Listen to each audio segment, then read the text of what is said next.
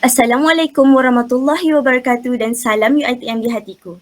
Selamat datang kami ucapkan kepada para hadirin yang sudi hadir bagi memeriahkan program bonus Ramadan anjuran Kelab Instead yang akan mengupas persoalan berkenaan upgrade ibadat atau fokus belajar. Dimaklumkan bahawa majlis akan bermula sebentar saja lagi. Sebelum majlis bermula, terdapat beberapa peringatan yang perlu dipatuhi sepanjang program berlangsung.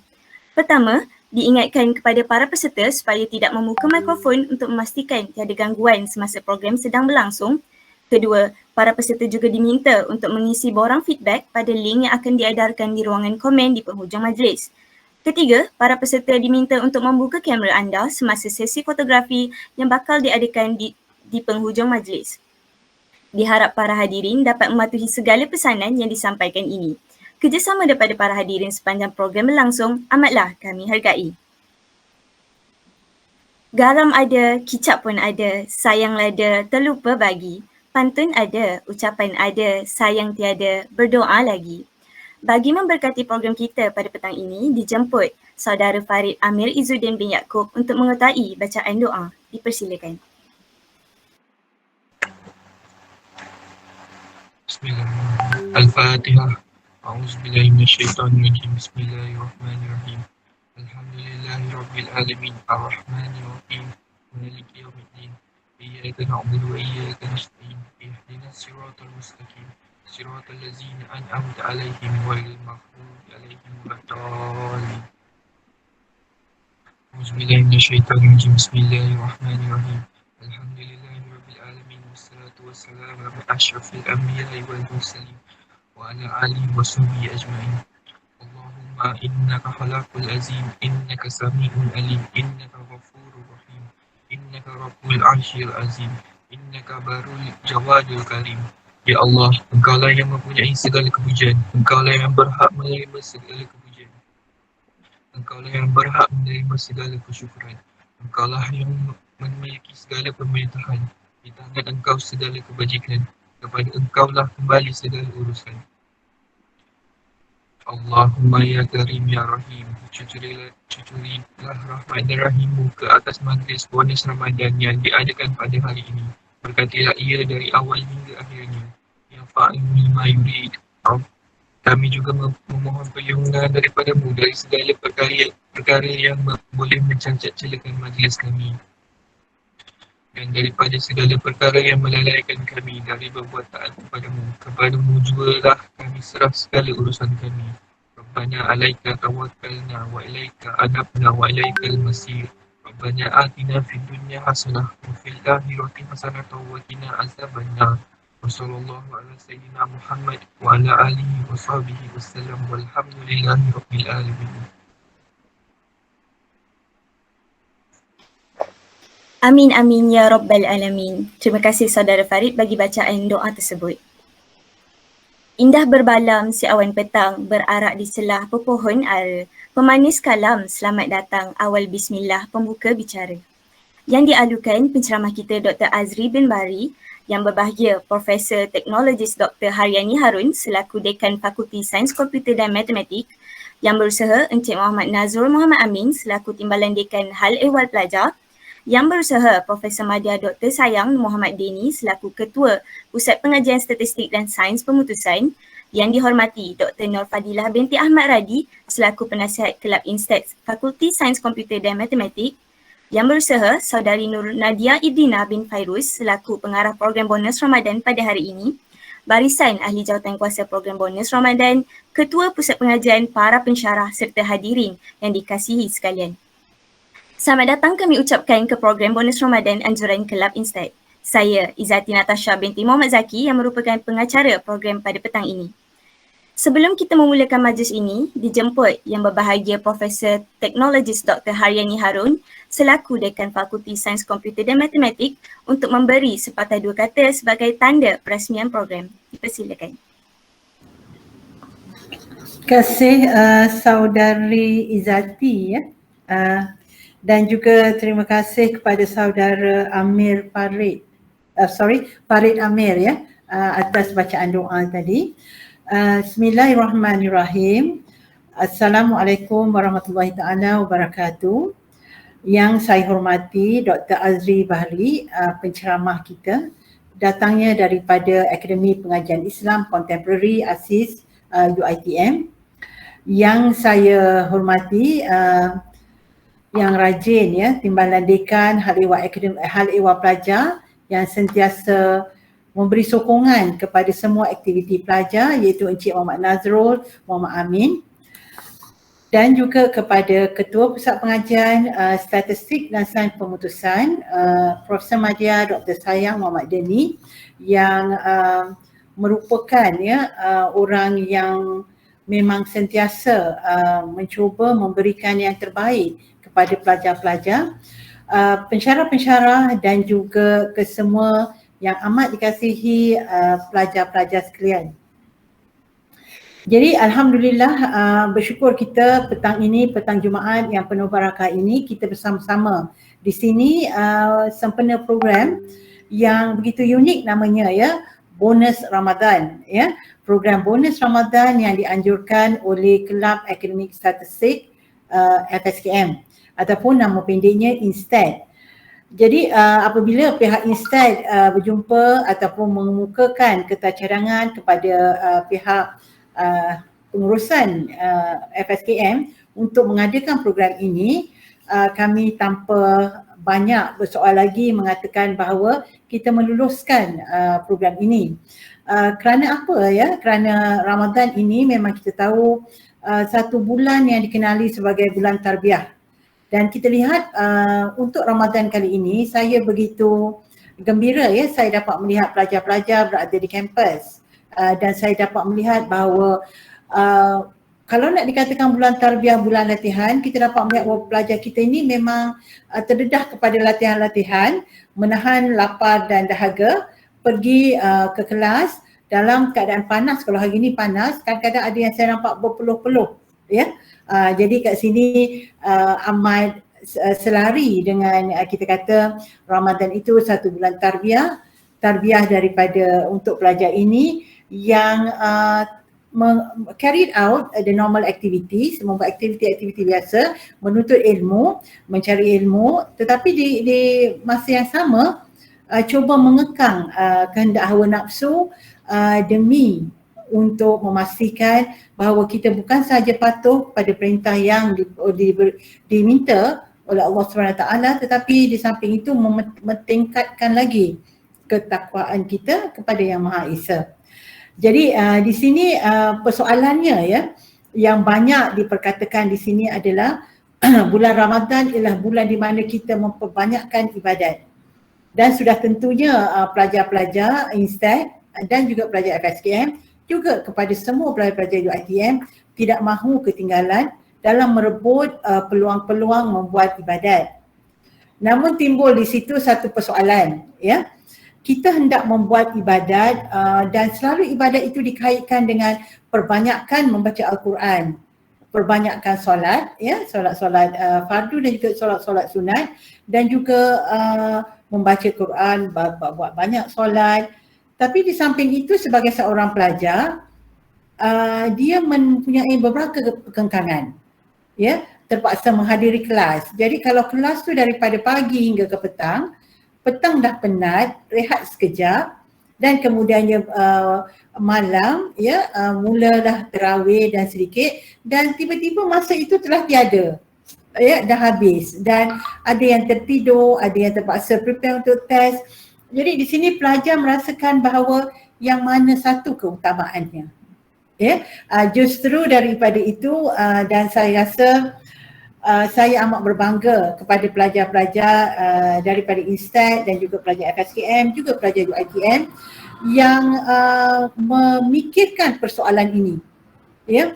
Kalau cara langsung dia kata alah tak apalah kan, dah kita belajar, tak baca Quran pun tak apalah, but in this case saya rasa saya amat berbangga kerana ada perasaan untuk membuat satu improvement ya, nak merebut peluang ganjaran daripada Allah SWT, dan ketika itu hendak menjalankan tugas sebagai seorang pelajar dengan cemerlang. Jadi di sini saya rasa itulah tercetusnya satu persoalan, dan mereka inginkan pandangan daripada seorang pensyarah kanan yang sungguh berkaliber di UiTM, iaitu Dr. Azri Bahri, untuk sedikit sebanyak merukaikan keadaan ini.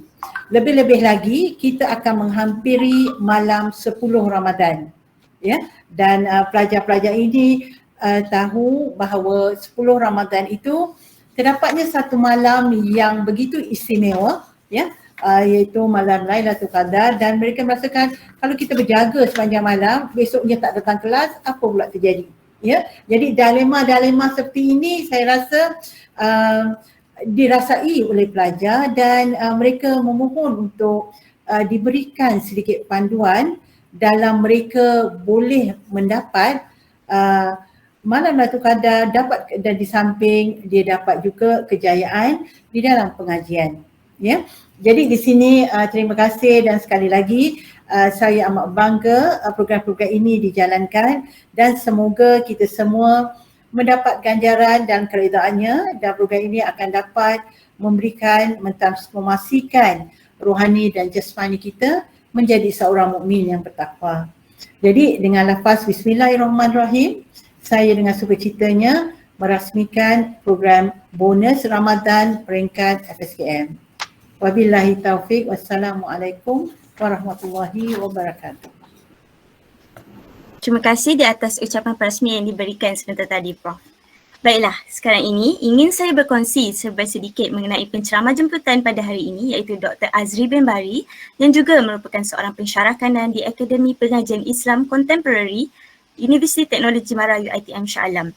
Beliau juga menggenggam ijazah Dr. Falsafah dalam bidang fiqh dan usul di Universiti Malaya Kuala Lumpur. Di sini beliau juga pakar dalam beberapa bidang seperti syariah, usul al-fiqh, fatwa dan fiqh kontemporari, halal, muamalat, zakat, wakaf, filantropi Islam dan akhir sekali pendidikan Islam.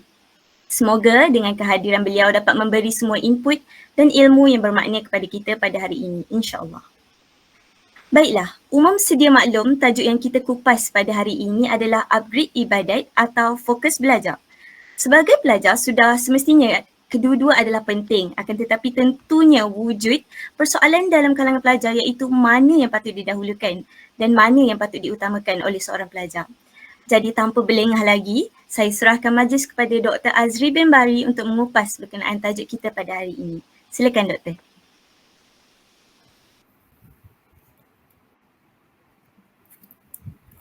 Bismillah walhamdulillah wa bihi nasta'in. Allahumma salli ala Muhammad wa ala alihi wa ashabihi ajma'in wa ba'd.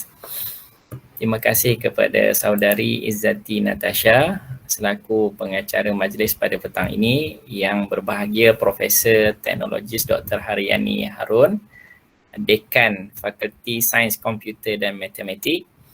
Seterusnya Encik Muhammad Nazrul Muhammad Amin, Timbalan Dekan Hal Ehwal Pelajar.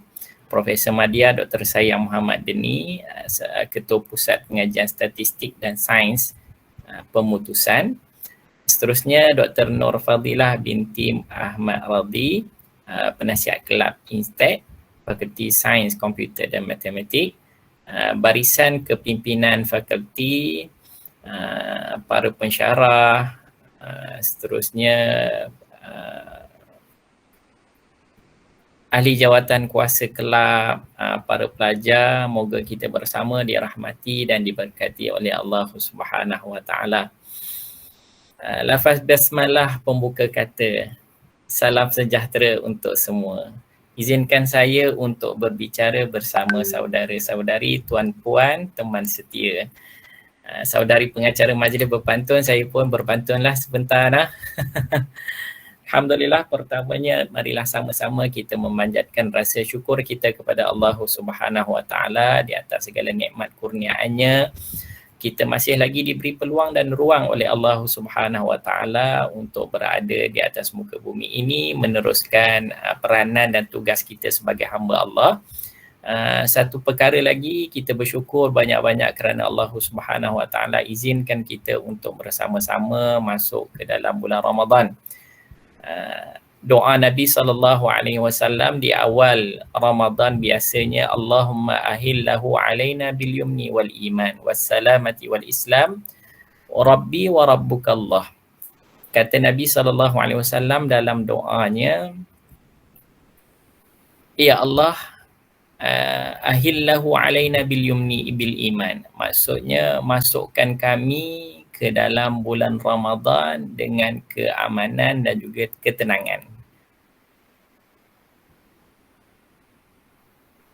Rabbi wa rabbukallah. Kemudian Nabi SAW berharap kepada Allah Subhanahu Wa Taala supaya diberi kesihatan, diberi ketenangan, diberi kenyamanan dalam menghadapi dan mengharungi dalam bulan Ramadan. Kerana bulan Ramadan ini sebagaimana yang kita ketahui penuh dengan ibadah, yang mana di sana ada bonus ataupun ganjaran yang berlipat kali ganda, sudah semestinya menuntut kepada usaha dan juga amalan yang diganda ataupun diperbanyakkanlah. So maksudnya kita perlu laksanakan dengan baiklah. Baik, seterusnya Nabi SAW juga seringkali berdoa ketika mana masuk bulan Ramadan ini, Allahumma sallimna li Ramadan wa sallim Ramadana lana wa tasallamhu minna mutaqabbala. So sama-sama jugalah saya baca pada petang ini juga merupakan satu doa untuk kita bersamalah. Kata Nabi SAW, ya Allah, sampaikanlah kami ke dalam bulan Ramadan, kemudian sejahterakanlah kami dalam bulan Ramadan. Okey.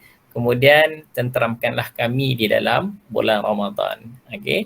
Jadi ini adalah satu doa yang Nabi SAW harapkan kerana Ramadan ini penuh dengan kerahmatan, keberkatan, kemudahan yang Allah Subhanahu Wa Taala berikan kepada kita lah. Dengan ganjaran dan bonus yang berlipat kali ganda, sudah tentu menjadi persoalan ataupun tanda tanya sebagaimana tajuk yang kita akan bincang dan kupaskan pada petang ini. Nak utamakan soal ibadah ataupun soal pelajaran ataupun apa-apa saja tugas kita, fungsi kita sebagai pelajar ke ataupun sebagai staf pekerja sekalipun ataupun sebagai kerjaya yang part time ke yang kita buat kan dan sebagainya. So itu antara perkara yang menjadi satu tanda tanya dekat kita, yang mana perlu kita utamakan ataupun yang mana perlu kita dahulukan lah ya. So rata-ratanya di dalam perbincangan kita yang hadir pada petang ini umumnya adalah sebagai pelajar. Jadi sudah tentu kita akan tertanya mana yang lebih utama, mana yang lebih patut didahulukan lah. Saya tidak mahu menjawab secara langsung yang mana lebih utama kerana itu adalah satu jawapan daripada sendiri, sepatutnya lahirnya daripada sendiri. Setelah saya kemukakan beberapa perkara yang boleh kita fikirkan secara bersama. Yang pertama, kalau kita lihat sahabat Nabi SAW sangat produktif di dalam bulan Ramadan. Okay? Ini satu premis ataupun kenyataan yang pertama yang kita boleh fikir-fikirkan dan renung-renungkan secara bersama lah. Ya, produktifnya para sahabat Nabi SAW, kita boleh lihat daripada satu sudut berlakunya peperangan Badar dalam bulan Ramadan. Jadi kita boleh lihat aspek beribadah itu satu perkara yang lain. Dan satu lagi aspek adalah fungsinya nak mempertahan dan menegakkan syiar Islam. Itu aspek yang lain. Kalau kata yang terlibat sebagai di dalam medan peperangan, kita boleh katakan sebagai tentera lah kot nah. Kalau kita sekarang ni sebagai pelajar, sahabat Nabi sebagai tentera. Bersiap siaga menerima arahan daripada panglima panglima tentera iaitu Nabi SAW. So anda sebagai pelajar menerima bersiap siaga motivasi ataupun arahan daripada dekan kita Profesor Dr. Haryani. Okey. Jadi saya tidak mahu menjawab yang mana satu, tapi kita boleh contohkan apa yang pernah berlaku, kemudian kita cuba selari dan kita buat satu kesimpulan. Masing-masing boleh buat kesimpulan, okey, berdasarkan kepada peristiwa yang berlaku lah. Begitu produktifnya para sahabat, ataupun kita katakan bersemangatnya para sahabat, peranan sebagai seorang tentera bersiap siaga untuk menerima arahan daripada panglima tentera, kemudian kita sebagai pelajar menerima arahan amanah sebagai pelajar lah, ya. Baik, kemudian yang kedua yang kita boleh renung dan fikirkan, bagaimana sikap dan sifat sahabat di dalam bulan Ramadan melakukan tadarus Al-Quran. Okey, itu ibadah kan. Kemudian sahabat ataupun orang salafus saleh, orang-orang terdahulu boleh melakukan tadarus, tadabbur ataupun membaca Al-Quran ini lebih banyak daripada bulan-bulan biasa. Okey. Kita biasa dengar kisah kan, ada sahabat dalam satu hari 2 kali khatam Quran. Ada sahabat begitu. Abu Bakar begitu. Dalam satu hari 2 kali. Kemudian Umar dengar dalam satu malam dia buat 2 kali khatam Quran. Sayyidina Umar. Jadi nampak dekat di situ ada satu usaha untuk melakukan amalan ibadah. Okey, Abu Bakar dengan Umar ini siapa? Ini bukanlah sahabat-sahabat ataupun kawan-kawan kita yang nama Abu Bakar ataupun Umar. Ini adalah orang penting ataupun orang kanan, sahabat-sahabat Nabi SAW. Mereka ni pada masa yang sama ada kerjaya yang tersendiri. Okey. Jadi sebagai seorang pekerja pada masa yang sama, mereka juga sangat bersemangat untuk melakukan ibadah. Mereka tidak meninggalkan pekerjaan mereka dengan mementingkan ibadah, dan mereka tidak juga fokus pada ibadah dengan meninggalkan pekerjaan ataupun mementingkan pekerjaan dengan meninggalkan ibadah.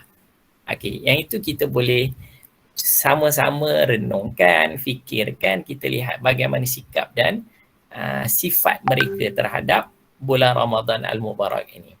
Kemudian kita boleh lihat juga ada yang dalam satu bulan boleh khatamkan Quran sebanyak sekali ataupun 2 kali.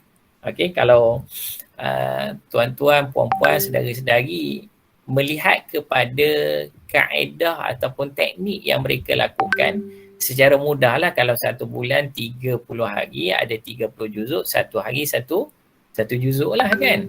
Ataupun kalau kata 2 kali khatam Quran dalam sebulan Ramadan, bermaksud dalam 15 hari dah khatam satu bacaan Quran sepenuhnya lah. Okey, so bermaksud 15 hari yang pertama khatam kali pertama, 15 kali hari yang kedua khatam kali yang kedua. So ada strategi yang dilaksanakan lah. Okey. Jadi kemudian kalau kita lihat lagi bagaimana sahabat berinteraksi dengan Al-Quran ataupun salah satu daripada contoh ibadah di dalam bulan Ramadan, sahabat ataupun orang salafus soleh buat strategi ataupun buat perancangan tanpa meninggalkan soal-soal kehidupan seharian yang lain. Biasa saja dalam kehidupan kita ni, kita memakai beberapa jawatan. Saya istilahkan jawatan lah, peranan lah. Contohnya sebagai seorang pelajar, pada masa yang sama sebagai seorang anak. Betul? Dalam bulan-bulan yang selain daripada bulan Ramadan pun kita begitu. Okey. Ada yang kerjanya sambilan, kemudian sebagai pelajar, kemudian sebagai anak pun ada juga kan. Jadi biasa saja dalam kehidupan kita ni, peranan kita ni dia pelbagai. Kemudian bila hadirnya bulan Ramadan, bukannya ibadah kita tu berganda. Solat tetap 5 waktu juga kan. Okey, solat tetap 5 waktu, dia tak jadi 10 waktu. Okey, cuma Allah Subhanahu Wa Taala berikan peluang dan ruang dalam bentuk ibadah sunnah yang lain untuk kita menggarap segala peluang bonus yang ada. Okey, kalau tuan-tuan dan puan-puan saudara-saudari perhatikan bulan Ramadan ni, walaupun ada ibadah sunnah yang kita laksanakan tersebut, di situ kita boleh lihat bagaimana adanya keberkatan secara tidak langsung. Kita nampak macam banyak lah, sebab banyak tu sebenarnya ibadah sunnah lah yang digalakkan, yang dianjurkan oleh Nabi SAW. Yang wajibnya puasa Ramadan tu lah 30 hari. Waktu tak ada masalah sebenarnya. Di luar bulan Ramadan pun memang kita ada je puasa sunat Isnin Khamis, puasa sunat hari Ashura, kan, Tasu'a, Ashura, kemudian ada puasa sunat 1 hingga 9 Zulhijjah, okey, dan pelbagai jenis lagi jenis puasa. Jadi puasa tu biasa sebenarnya, tak ada masalah untuk dilaksanakan. Cuma pengamalan dalam bulan Ramadan 30 hari, dan ibadah-ibadah yang lain tu sifatnya sunnah. Okey. Yang saya nak bagi tahu di situ adanya keberkatan yang Allah Subhanahu Wa Taala berikan kepada kita dalam bulan Ramadan, menjadikan kita ni boleh saja melakukan tanpa ada rasa masalah pun sebenarnya, berbanding dengan bulan-bulan lain yang kita tak buat pun. Okey, sebagai contoh solat sunat tarawih kan, dia secara automatik semua orang akan bersemangat. Maksudnya di situ ada keberkatan yang Allah Ta'ala berikan dalam bulan Ramadan ini. Berkat adalah sesuatu yang subjektif. Okey, kalau kita dalam bidang akademik ni, biasanya kita akan mengukur sesuatu benda yang jelas, yang tepat kan. Okey, tapi barakah adalah sesuatu sebagai seorang Islam lah ya. Okey, adalah sesuatu perkara yang subjektif, tapi kita percaya dan yakin perkara tersebut ada. Dalam bahasa Arab kalau kita boleh lihat bermaksud az-ziyadah wan numu. Okey, maksud barakah ni dia sentiasa bertambah. Maksudnya bertambah daripada sudut bila kita laksanakan tu, kita rasa macam Allah Subhanahu Wa Taala berikan ganjaran yang terbaik untuk kita. Okey, untuk hamba-Nya. Kemudian an-numu ni dia sentiasa meninggi dan mengukuh. Semakin mantap lah maksudnya.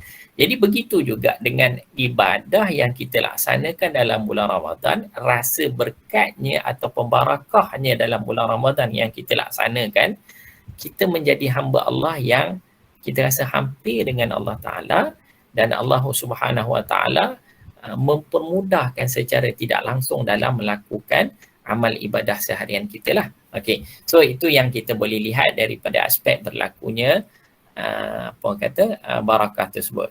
Menarik kalau kita cuba kupas, okey, bagaimana Allah Subhanahu Wa Taala kemukakan dalam surah Al-Baqarah ayat 183, ya ayyuhalladzina amanu kutiba alaikumusiyam kama kutiba alal ladzina min qablikum la'allakum tattaqun. Ya, ayat ini semua orang dah hafal dan biasa orang dengar bila masuk bulan Ramadan, ayat ini akan dibacakan. Baik, kalau kita lihat, ya ada perkataan di awal ayat tersebut dalam bahasa Arab disebut sebagai harfun nida. Maksudnya ayat seruan, ayat panggilan. Okey.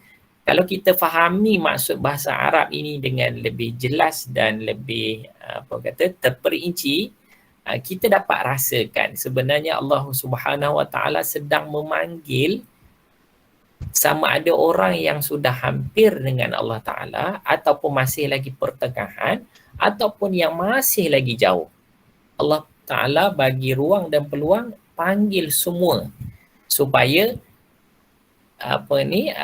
berusaha ataupun supaya mengambil peluang yang Allah Ta'ala akan berikan dalam bulan Ramadan ini. Maksudnya, ya itu adalah satu panggilan yang universal. Okay? Allah panggil pada semua. Sama ada yang memang sudah hampir dan dekat, maksudnya amal solehnya banyak dengan Allah Ta'ala, ataupun macam orang-orang kebanyakan yang masih lagi tidak soleh, tapi ada baiknya, ada yang yang tidak baiknya. Mungkin bercampuran kan. Kemudian ada juga yang masih lagi jauh, maksudnya mungkin banyak buat maksiat. Itu sebab kalau kita tengok dalam bulan Ramadan, semua orang terpanggil dengan mudahnya untuk solat 5 waktu kadang-kadang tu tak buat, tapi bila ada solat tarawih hadir, maksudnya berkatnya berada dalam bulan Ramadan itu, kan? Kita boleh lihatlah sahabat-sahabat kita mungkin ada yang perasan kan, kita tidaklah nak menyatakan orang tidak solat kan, kadang-kadang mungkin dia solat tapi secara bersendirian kan. Ada yang tidak solat tapi untuk solat sunat tarawih dia yang lebih bersemangat berbanding dengan orang yang memang solat 5 waktu sehari semalam. Okey. So dan kita boleh lihat ada juga yang tak biasa pergi surau pun, tapi bila solat sunat tarawih dia akan datang. Jadi di situ ada keberkatan ataupun kita katakan kebaikan yang Allah Subhanahu Wa Taala sebenarnya beri secara tidak langsung. Bila Allah kata dalam bulan Ramadan ada bonus dengan perlu melakukan pelbagai jenis ibadah, okey, bermakna sebenarnya dia bukan hanya tambahan begitu sahaja daripada sudut contohlah 1 tambah 1 tambah 2, kita nampak macam banyak, tapi sebenarnya bila banyak tu pun sebenarnya di situ ada apa orang kata nampak kemudahan ataupun ada sesuatu yang Allah ringankan kepada manusia, tertariknya hati manusia untuk melaksanakan perkara tersebut. Okey. Kalau kita lihat pun kadang-kadang contohlah selain daripada solat sunat tarawih kan, dalam hari-hari biasa pun kalau yang melazimi baca Quran okeylah, alhamdulillah, tapi bila datang bulan Ramadan dia akan automatik dia akan memperbanyakkan tanpa ada siapa-siapa pun paksa suruh. Okay, di situ kita nampak ada nilai keberkatan sebenarnya dalam pelaksanaan amal ibadah di dalam bulan Ramadan. Okey. Dalam hari-hari selain daripada bulan Ramadan biasa je kita bersedekah ataupun infak. Tapi bila tiba bulan Ramadan tanpa ada siapa-siapa yang paksa ataupun suruh, sedangkan ibadah itu ibadah sunnah, tapi kita eager untuk melaksanakannya. Jadi di sebalik itu kita nampak adanya ataupun berlakunya keberkatan kita katakan dalam bulan Ramadan Al-Mubarak ini. So itu yang kita boleh lihatlah. Jadi ayat yang saya bacakan tadi, Allah Ta'ala memanggil semua orang yang ada dalam pelbagai bentuk jarak. Okey, yang sudah hampir sederhana ataupun yang masih lagi jauh. Allah raikan semua. Okey, so kita jangan kata ayat bila tiba bulan Ramadan ni Allah hanya panggil orang-orang yang soleh, orang yang kuat beribadah saja. Tidak. Allah panggil pada semua. Allah bagi peluang pada semua. Jadi di situ kita nampak adanya keberkatan dalam bulan Ramadan yang Allah Subhanahu Wa Taala berikan kepada kita. Ya ayyuhallazina amanu, wahai orang-orang yang beriman. So bila kita katakan beriman ini semualah orang yang muslim kan, yang beriman kepada Allah Taala. Okey, khususnya kepada yang beriman sajalah ya. Okey, cuma kadang-kadang orang yang beriman ni biasalah banyak kategori kan. Ada yang jahat kan, ada yang sangat jahat kan, biasa je orang muslim kan, biasa je macam tu. Mungkin tu di situ ada kekhilafan ataupun kesalahfahaman dia dalam memahami soal ataupun fungsi sebagai hamba Allah Ta'ala di atas muka bumi ini. Itu sebab kalau kita lihat pun dalam bulan Ramadan ini salah satu bonusnya Allah Ta'ala nak ampunkan dosa kan. Jadi Allah Ta'ala panggil semua orang. Jadi kalau berusaha untuk dapatkan Ramadan, ibadahnya sebaik mungkin, sebenarnya Allah Ta'ala nak ampunkan dosa. Kita ni pun, kalau kita ada rasa kita ni macam okey, sebenarnya tak okey tau. Kalau kita rasa macam kita ni baik, sebenarnya kita ni tak baik. Bukanlah baik sangat pun. Okay? Itu yang kita perlu faham dalam fikiran ataupun kefahaman kita lah. Sebab hadis Nabi SAW, kullu bani Adam khata' wa khaira khata'in at-tawwabun. Setiap anak Adam ini adalah berpotensi untuk melakukan kesilapan dan kesalahan. Maksudnya kita ni semua adalah pendosa. Semua yang bersalah. Okay? Semua ada melakukan kesilapan dan kesalahan. Wa khairu khatta'in at-tawwabun, dan sebaik-baik pendosa orang yang melakukan kesalahan ini adalah bertaubat kepada Allah Ta'ala, mohon ampun kepada Allah Ta'ala, beristighfar kepada Allah Subhanahu Wa Ta'ala.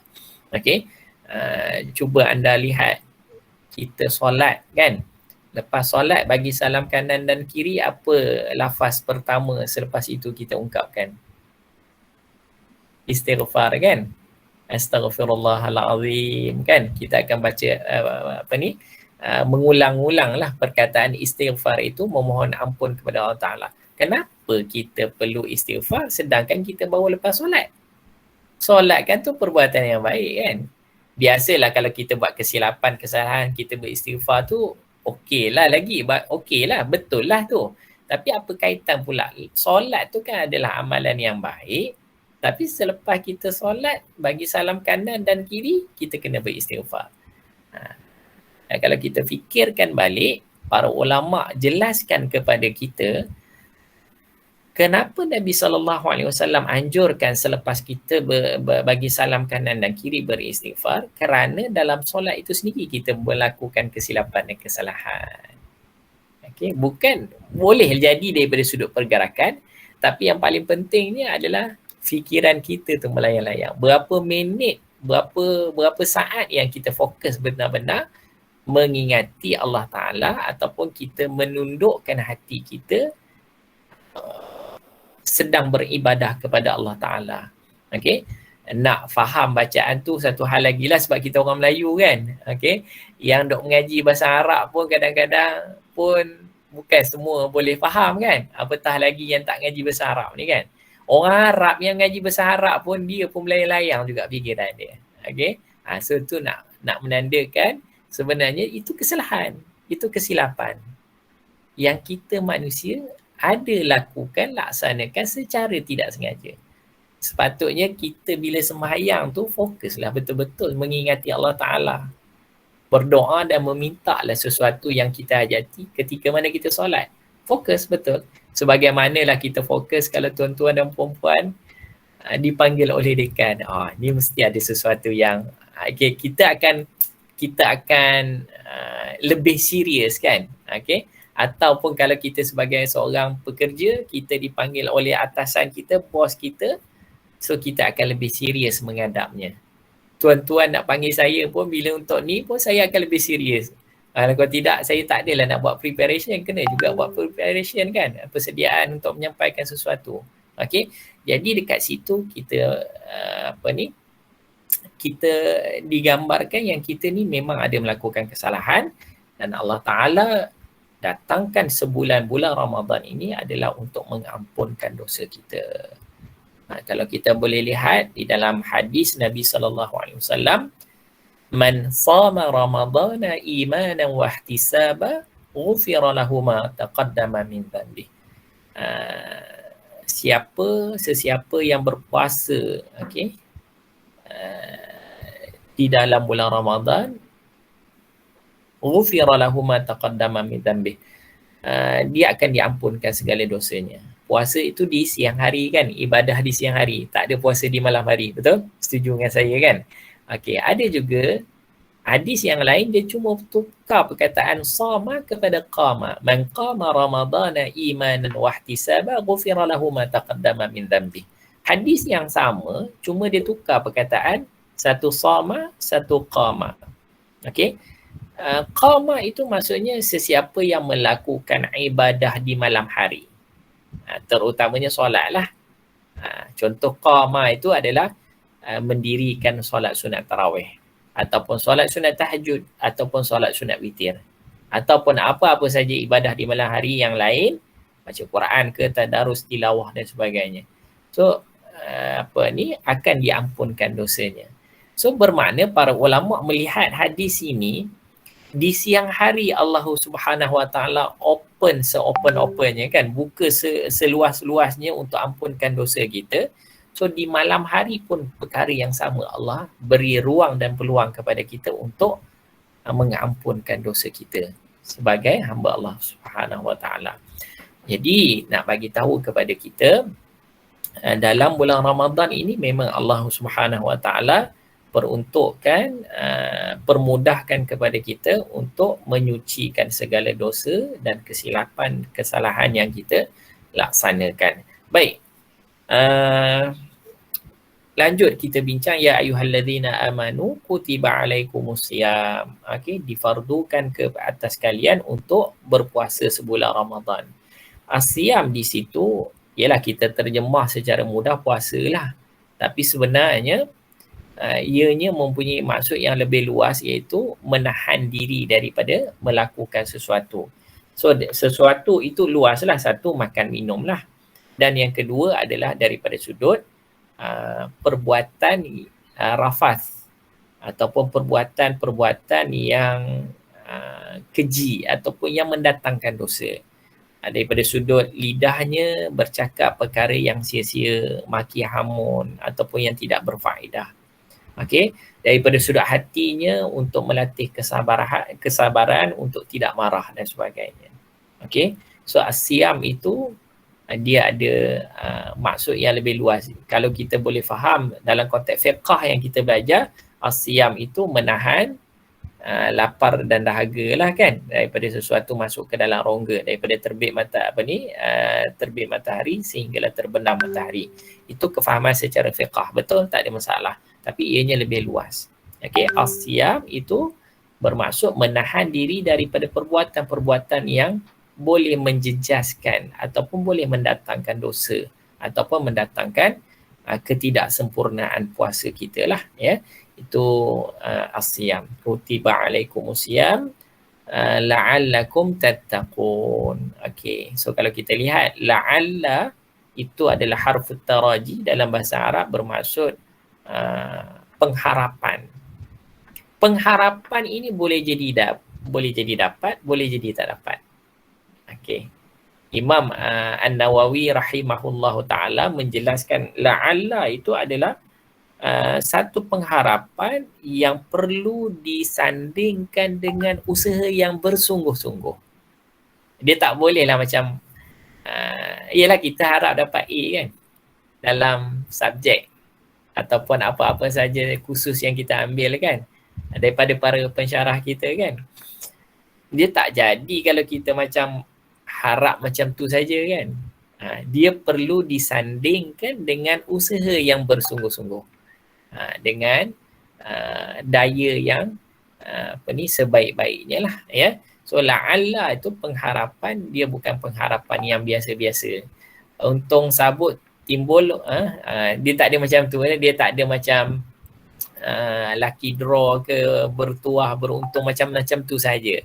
Okey, prosesnya untuk dapatkan tattaqun itu mesti melalui proses yang bersungguh-sungguh. Kata Allah Subhanahu Wa Taala, di hujungnya nanti akan dianugerahkan dengan tattaqun. Tattaqun itu kalau kita nisbahkan dalam bahasa mudah ni macam satu anugerah lah, ataupun satu pingat lah, ataupun satu kejayaan yang Allah Subhanahu Wa Taala akan berikan kepada setiap daripada semua yang berpeluang untuk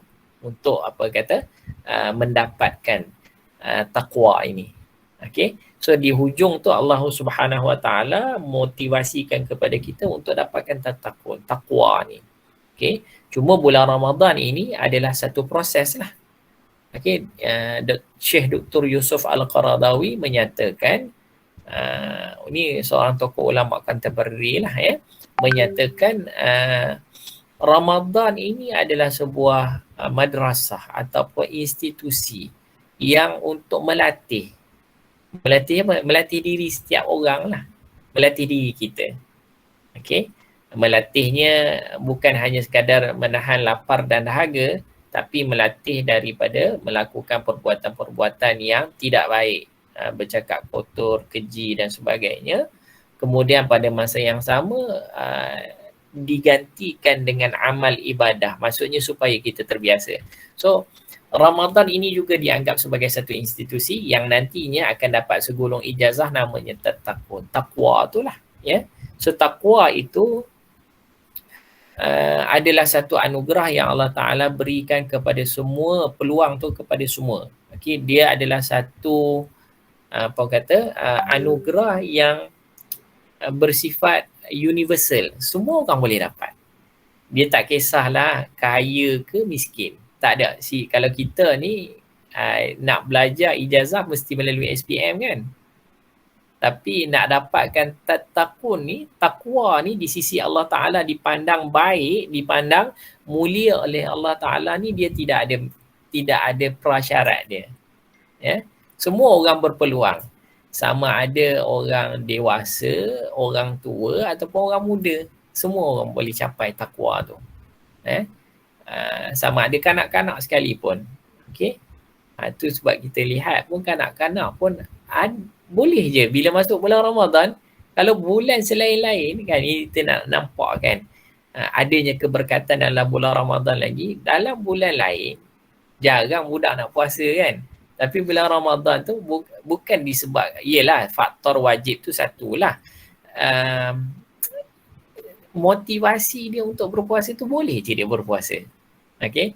Kalaupun tidak separuh hari, mungkin kalau tidak sepenuhnya separuh hari, ataupun kalau tidak 1 bulan penuh pun adalah beberapa hari yang dapat kanak-kanak berpuasa. Di situ melambangkan sebenarnya Ramadan ini penuh dengan keberkatan.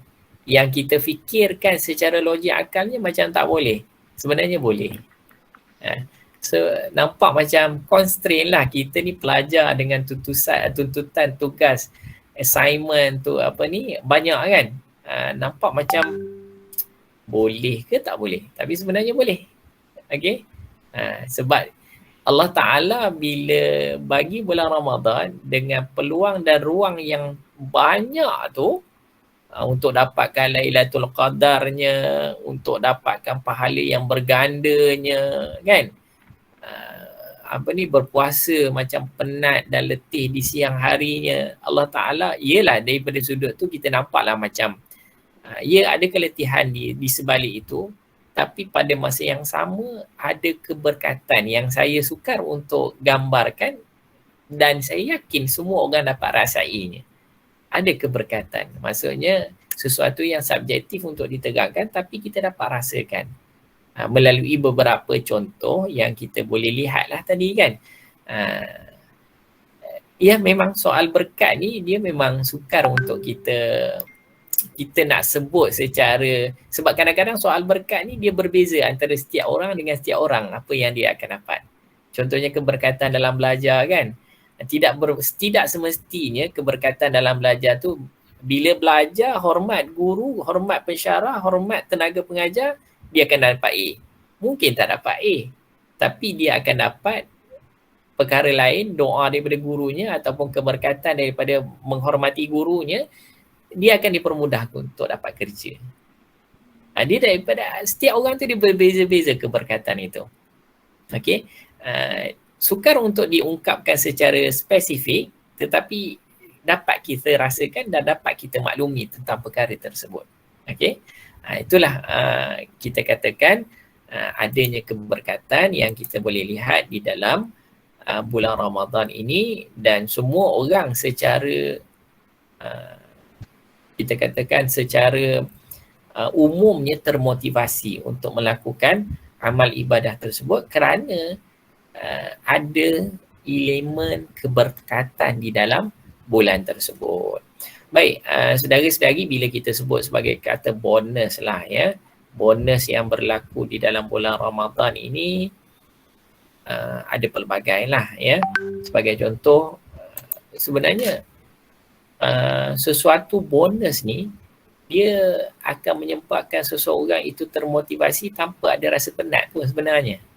Kalau kita lah ya, contohlah pihak penaja dalam program pada petang ini kan, ataupun penasihat Dr. Fadilah menawarkan satu hadiah kan, sesiapa yang dapat attend paling awal akan diberikan RM1000 contoh kan. Saya ingatlah tak ada yang nak masuk pukul 2 dekat-dekat pukul 3 tu tak ada yang nak masuk. Dia akan masuk sebelum subuh lagi sebab dia nak pastikan dia akan dapat orang pertama masuk.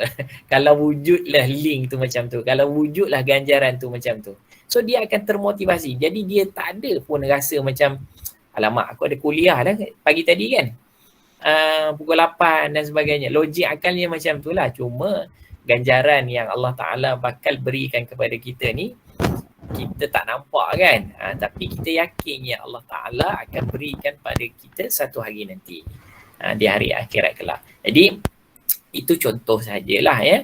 So kita manusia ni dia akan termotivasi. Sebenarnya kita pun begitu dengan ganjaran yang Allah Ta'ala berikan. Kalau kita lihat di dalam hadis Nabi SAW tentang bonus yang Allah Ta'ala berikan, Nabi SAW ada menyatakan tentang pahala akan diberikan kepada amalan yang kita lakukan. Kullu amali bani Adam yudha'af. Setiap amalan anak Adam ini akan digandakan. Itu semua kita faham. Kemudian al-hasanu bi'ashri amsalha ila sab'umi'ati dhi'fin ila ma sya Allah. Satu amalan kebajikan minimum akan diberi 10 pahala. Biasa kita dengarkan satu selawat akan diberikan 10 ganjaran kebaikan kan. Kemudian ada lagi ayat yang lain, Allah Ta'ala menyatakan yang 10 tu boleh digandakan kepada sab'umi'atu. Maksudnya 700 kali ganda.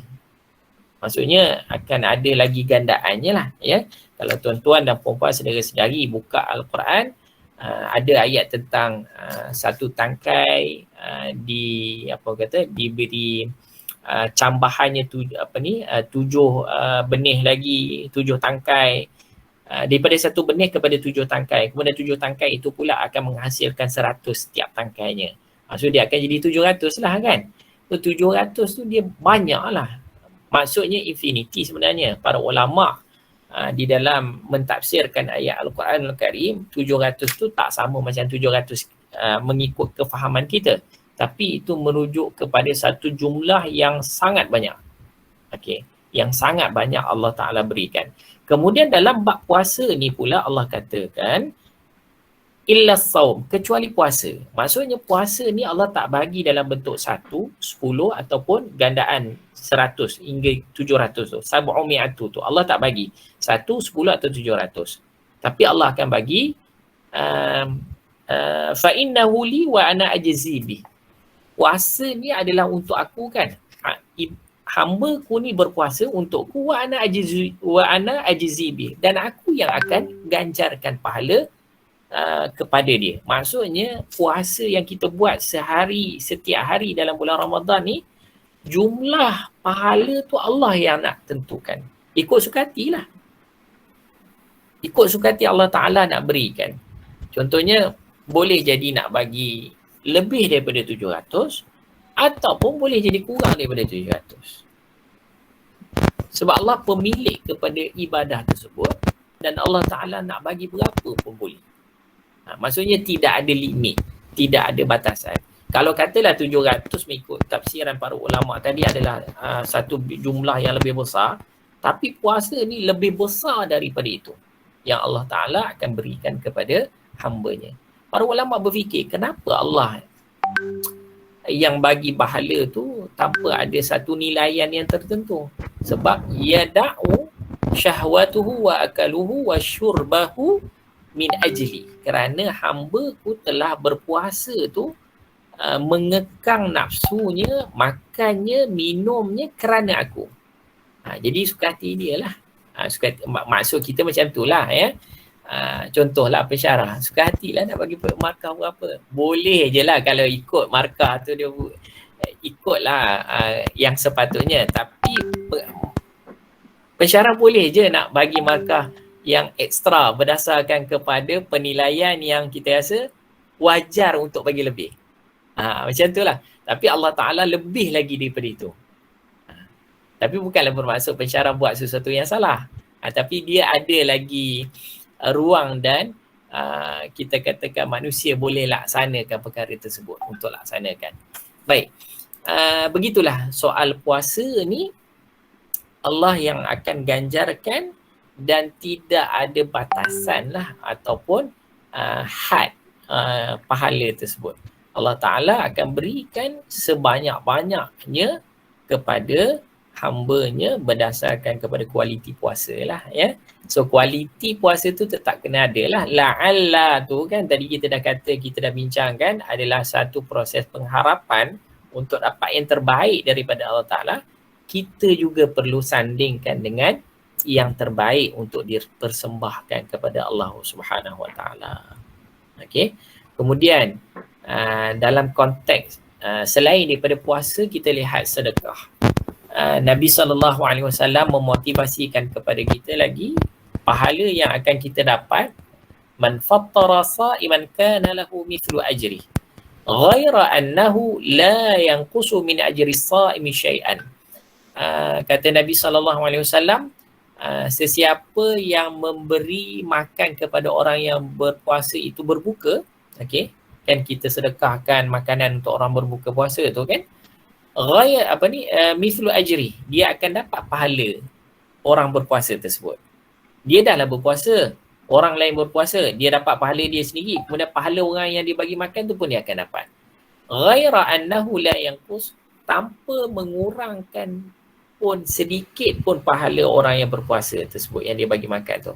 Yalah, dia dapat pahala seperti mana orang yang berpuasa tersebut. Kalaulah orang yang berpuasa tersebut mempunyai kualiti puasa yang sangat tinggi, pahalanya diberikan oleh Allah Ta'ala adalah jumlah yang sangat besar, maka perkara yang sama juga kita akan perolehi. So di situ juga adalah satu motivasi yang Allah yang Allah beri dan buka peluang kepada kita. So tidak ada lagi dalam fikiran kita sepatutnya macam ada satu bebanan, kan? Sebab motivasi ini adalah sesuatu yang boleh memberi inspirasi kepada kita lah ya. Ianya tak sepatutnya kita melihat mana dahulu mana kurang.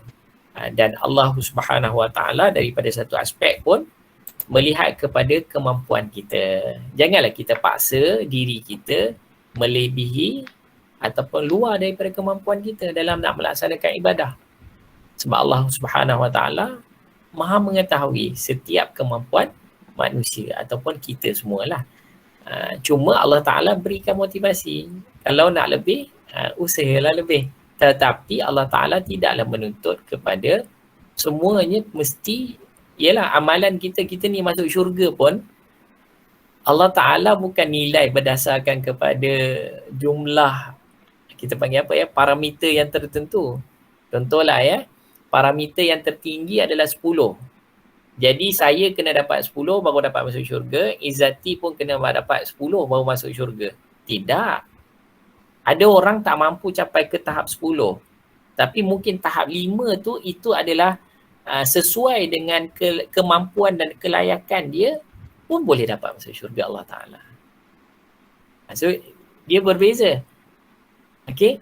Sebab Allah Subhanahu Wa Ta'ala meraihkan keadaan dan juga kemampuan kita. Okay? So janganlah pula lepas ni kita kena berfikirlah jawapan kepada persoalan yang kita katakan mana nak dahulukan, mana nak rebut ni kan. Buatlah sekadarnya. Kata apa patah Arab dalam kaedah kata ma la yadraku kullu la yutraku kullu. Apa yang kamu tak dapat semua jangan kamu tinggal semua. Buatlah setakat mana. Maksudnya setakat mana yang kita mampu. Okey. So dah tahu esok ada kuliah. Berpadalah nak tadarusnya sampai sengkang mata lebang-lebang, lepas tu kena marah pula dengan lecturer kan. Pandai-pandailah pula kan. Dan Allah Subhanahu Wa Ta'ala Maha menilai. Okey. Dan boleh jadi orang yang bersengkang-sengkang yang nakkan lebih ibadah tu sampai meninggalkan tuntutan yang lain, sebab tuntutan yang lain pun fardu juga. Ya, ibadah dalam bulan Ramadan satu keistimewaan yang banyak digandakan. Kita pun memang bersemangat, tapi belajar juga adalah satu tuntutan. Wahyu yang pertama diturunkan kepada Nabi SAW adalah surah Iqra, surah Al-Alaq kan. Iqra bismi rabbikal ladzi khalaq. Di situ juga ada tuntutan untuk menuntut ilmu. Menuntut ilmu ni bahkan ianya adalah menjadi satu kewajipan. Nak beribadah kalau tak ada ilmu pun tak jadi juga. Kan? Kita nak beribadah perlu ada strategi. Itu yang kita kata, saya bukakan tadi premis kenyataan yang di awal tadi adalah kita kena ada strategi. Okey. So kita melihat sahabat, melihat orang soleh dahulu beribadah, mendapatkan peluang dan ruang sepanjang bulan Ramadan ini, mereka ada strategi. Okey, dah nak buat satu malam 2 kali khatam, janganlah kita nak buat macam tu juga. Kalau kita baca tu memang laju macam dia orang baca, tak apa, ya kan? Kita orang Melayu ni penuh dengan ketertiban dia kan. Kalau memang kita hafal, memang itu bahasa kita, memang lajulah kan. Dia tengok keadaan. Okey. Jadi di situ mungkinlah sedikit sebanyak merungkai persoalan tadi dan merawat kepada kita katakan kekeliruan dalam kita nak mengutamakan yang mana satu. Okey. So Islam tu sebenarnya mudah kan. Bukanlah kata nak menyusah dan membebankan kita manusia.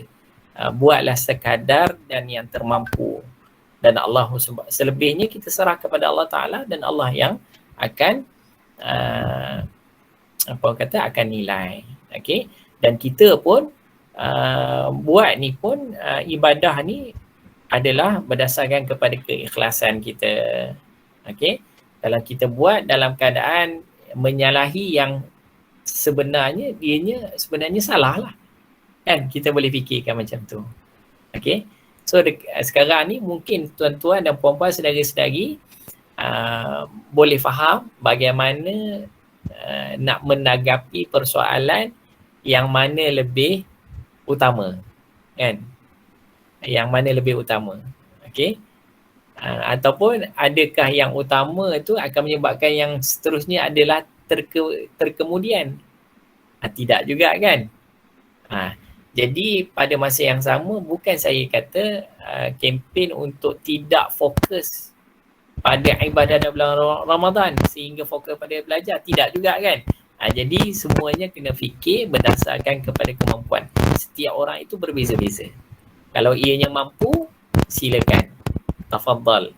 Kalau ianya setakat yang termampu itu sahaja, tapi itulah yang terbaik kita persembahkan, ya Allah Subhanahu Wa Taala akan berikan yang terbaik juga pada kita.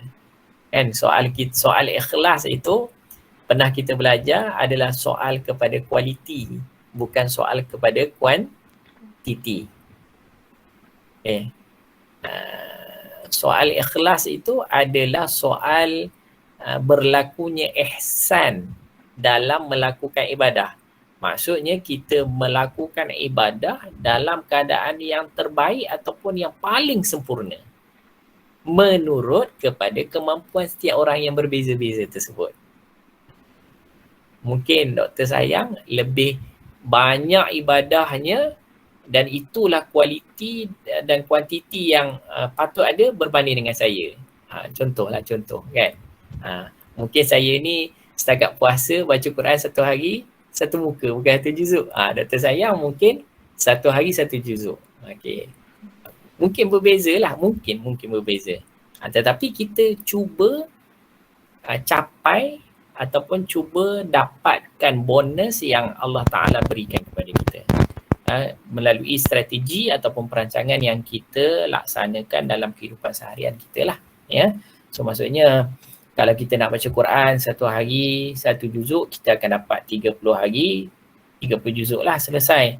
Mungkin kita rasa macam satu juzuk tu nak sekali baca mungkin payah. Mungkin kita buat strategi 5 kali solat, 2 muka surat setiap kali solat fardu. Contohlah ya. Sebab satu juzuk bersamaan dengan 10 helai. Kan? Kita buat perancangan kita sendiri. Kemudian 10 helai, 2 helai, okey. 2 helai kita baca dalam setiap kali nak solat fardu. Sama ada sebelum ataupun selepas. Ataupun sebelum satu helai, selepas satu helai. So kita akan dapatlah satu juzuk. Boleh je kalau dengan betul-betul perancangan. Nah, satu helai pun kalau kita baca dalam kadar yang biasa, kalau boleh baca Quran dengan baik, maka dia akan selesai kurang daripada 10 minit. 5 minit pun boleh. Kurang daripada 5 minit pun ada. Cuma buat ataupun tidak lah. Okay? Ada strategi ataupun tidak ada strategi. Biasa je lah kita apa-apa saja kalau kita rancang, biasanya boleh dilaksanakan. Ada shot dekat mana-mana, kita cover je lah balik. Kan? Macam anda berpersatuan, biasa je ada perancangan untuk satu semester ataupun satu tahun ke, kan. Bila dah ada perancangan, kita ikutlah. Bila kita ikut, kita akan cuba sempurnakan dengan sebaik mungkin. So begitu juga dalam beribadah pun, Allah Ta'ala meminta dan menuntut kita, ataupun Nabi SAW mengajarkan kepada kita kena buat perancangan.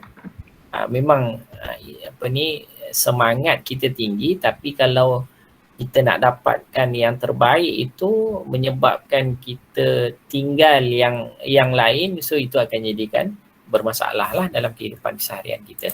Baik, kemudian kita lihat lagi antara bonus yang Allah Ta'ala berikan kepada kita dalam bulan Ramadan ini, melalui apa yang Nabi SAW laksanakan adalah kana Rasulullah SAW ajwadan nas bil khair wa kana ajwada ma yakunu fi syahri Ramadan. Nabi SAW ni adalah yang paling dermawan dan yang paling baik, terutamanya dalam bulan Ramadan. Dan kebaikan Nabi SAW ini dianalogikan sebagaimana ajwada bil khairi minar rihil mursalah. Maksud kedermawanan Nabi SAW dalam Ramadan ini lebih halus, lebih lembut, lebih nyaman lagi daripada angin yang sepoi-sepoi bahasa yang meniup tu. Dia analogikan macam ni. Begitu tingginya sifat dermawan Nabi SAW, kalau jumpa orang susah, Nabi akan tolong. Kalau jumpa orang yang meminta, Nabi akan beri. Maksudnya, kedermawanan sifat Nabi SAW tersebut tu lebih baik, lebih bagus lagi daripada macam kita kan duduk kat tepi pantai rasa macam nyaman bila kena angin yang tiup sepoi-sepoi bahasa kan. Maksud Nabi lebih lagi daripada tu. Sikap dan sifat Nabi tu lebih daripada angin yang kita rasa macam nyaman je rasa, macam baik je, macam seronok je, macam sejuk je kan. Jadi begitu tingginya sifat Nabi SAW sebegitu, maka itu juga menjadi satu inspirasi kepada kita supaya dalam bulan Ramadan kita suka melakukan sedekah, infak ataupun apa-apa sajalah social finance ni kan, kewangan sosial ni yang kita cuba boleh lakukan untuk mendapatkan pahala sebanyak-banyaknya daripada Allah Subhanahu Wa Taala ketika mana dalam bulan Ramadan Al-Mubarak. Kemudian antara lain lagi bonus yang kita boleh lihat daripada Nabi SAW, sikap dan sifat Nabi SAW adalah inna Jibril alaihi salam kana yalqahu fi kulli sanatin fi Ramadan hatta yunsalikhu faya'ridu alaihi Rasulullah sallallahu alaihi wasallam al-Quran. Nabi SAW kalau ketika mana bulan Ramadan akan bertadarus bersama dengan malaikat Jibril alaihi salam.